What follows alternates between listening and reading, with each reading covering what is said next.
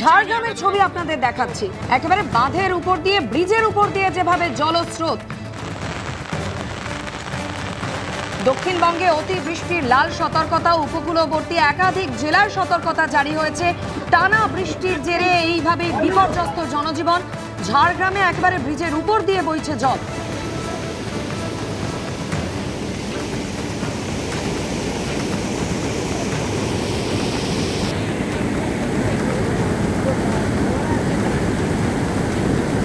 আর এবার একবার সরাসরি আপনাদের নিয়ে যাই ডায়মন্ড হারবারে। সেখান থেকে রয়েছেন প্রতিনিধি গৌতম মণ্ডল। গৌতম, কিছুক্ষণ আগে বেলা 12টায় একটি সরকারি প্রাথমিক বিদ্যালয়ের ছবি আমরা দেখছিলাম, যেখানে গোটা স্কুল একেবারে জলের তলায়। এই মুহূর্তে ডায়মন্ড হারবারের বিভিন্ন জায়গায় কি পরিস্থিতি, সরকারের তরফ থেকে এখনো পর্যন্ত প্রশাসনের তরফ থেকে কি কি ব্যবস্থা নেওয়া হয়েছে? একদম দেখো মাধুরী, আমি এখন আছি ডায়মন্ড হারবারে। এই যে পরিস্থিতি তৈরি হয়েছে গত 12 তারিখ থেকে কিন্তু দক্ষিণ 24 পরগনা জুড়ে নাগাড়ে বৃষ্টি চলছে। ভারী এবং অতি ভারী বৃষ্টি হচ্ছে, তার সঙ্গে ছিল অমাবস্যার কটাল। সেই অমাবস্যার কটালের জেরে দক্ষিণ 24 পরগনার সুন্দরবন এলাকায় বিপর্যস্ত হয়েছে বেশি। সেখানে যে সমস্ত বেহাল নদী এবং সমুদ্র বাঁধ ছিল সেগুলো উপচে উপকূলে জল ঢুকতে শুরু করেছে, বিশেষ করে গোবর্ধনপুরে। তার পাশাপাশি ডায়মন্ড হারবার পুরো এলাকায় গতকাল রাত থেকে যে নতুন করে নিম্নচাপ হলো, তার ফলে ডায়মন্ড হারবার পুরসভার 16টি ওয়ার্ড কার্যত জলমগ্ন হয়ে পড়েছে। আমরা যে ছবিটা দেখাচ্ছি এটা ডায়মন্ড হারবার পুরসভার 11 নম্বর ওয়ার্ডের একটি ছবি, স্কুলের ছবি। এখানে হাই স্কুল আছে এবং একটি প্রাথমিক বিদ্যালয় একই ক্যাম্পাসের মধ্যে। একদম পুরোপুরি হাঁটু সমান জল।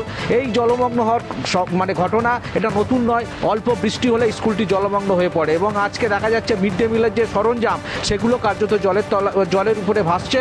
এবং পাশাপাশি আজকে স্কুলের পঠন পাঠন বন্ধ করে দেওয়া হয়েছে। এবং শুধু ডায়মন্ড হারবার এই রায়নগর স্কুল নয়, অধিকাংশ স্কুলে পঠন পাঠন বন্ধ করে দেওয়া হয়েছে, কারণ অতিরিক্ত বৃষ্টি হচ্ছে। সব মিলিয়ে বলা যেতে পারে প্রশাসনের পক্ষ থেকে ইতিমধ্যে সিভিল ডিফেন্সের কর্মীরা কাজ করছে বকখালি এবং গঙ্গাসাগরে। সেখানে সমুদ্র স্নানের উপরে কড়া নজরদারি চালানো হচ্ছে এবং পাশাপাশি সুন্দরবন এলাকায় বিশেষ করে সেচ দপ্তরের ওপর নির্দেশ দেওয়া হয়েছে যাতে কোনো রকম কোনো বাঁধ উঠছে বা কোনো বেহাল বাঁধ যাতে আরও নতুন করে সেখানে আরও না ক্ষয়ক্ষতি হয়, সেগুলো ড্যামেজ হয়, সেগুলোর উপর লক্ষ্য রাখা হচ্ছে। জেলা প্রশাসনের পাশাপাশি মহকুমা প্রশাসন ও ব্লক প্রশাসন প্রচুর ত্রাণ মজুত করেছে।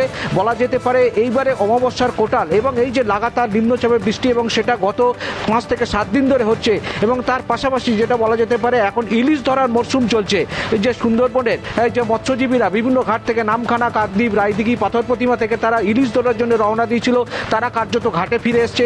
আগামীকাল পর্যন্ত মৎস্যজীবীদের সমুদ্রে যেতে নিষেধাজ্ঞা জারি করা হয়েছে। মাধুরী, একদমই গৌতম, সেই ছবি আপনাদের সামনে রেখেছি। ডায়মন্ড হারবারে শুধুমাত্র একটা দুটো স্কুল নয়, গোটা এলাকায় এইভাবেই একেবারে জলের তলায়।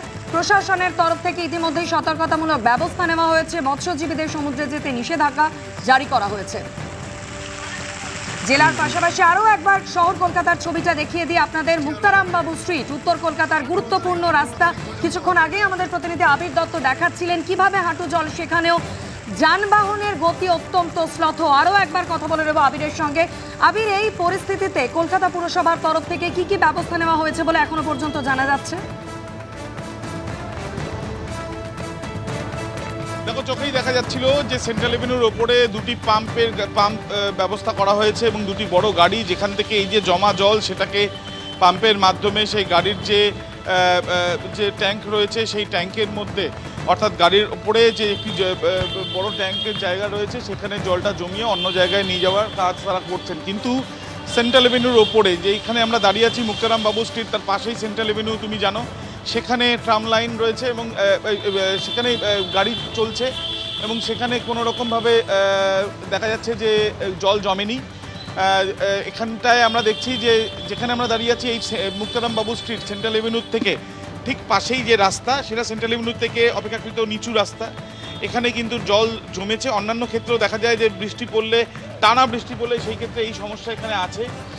এখানে একাধিক দোকান রয়েছে, যেমন সন্দীপ সাধুকাকে বলছি দেখানোর জন্য। এখানে যে গাড়ি চলাচল কমই করছে, যেগুলো করছে সেগুলো আস্তে আস্তেই যাচ্ছে এখানে, এবং সাধারণ মানুষ তারা ধীর গতিতে তারা এগিয়ে চলেছেন, এই জল ঠেলে এগিয়ে যাচ্ছেন। এবং এখানে বেশ কিছু দোকান রয়েছে, সিলিন্ডার থেকে আরম্ভ করে সেগুলো সব জলের মধ্যেই রয়েছে দেখা যাচ্ছে।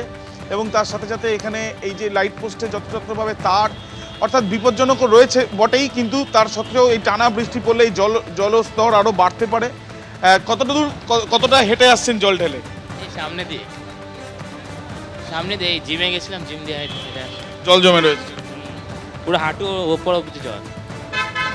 আমরা কথা বলছিলাম একজনের সঙ্গে যিনি জল ঢেলে আসছিলেন এবং এখানে যে গাড়িগুলো একদমই যাচ্ছে পথ চলতি সেই গাড়ি- মানুষের যথেষ্ট ভোগান্তিতে পড়তে হচ্ছে, তাতে যানবাহনের গতিও যথেষ্ট শ্লথ।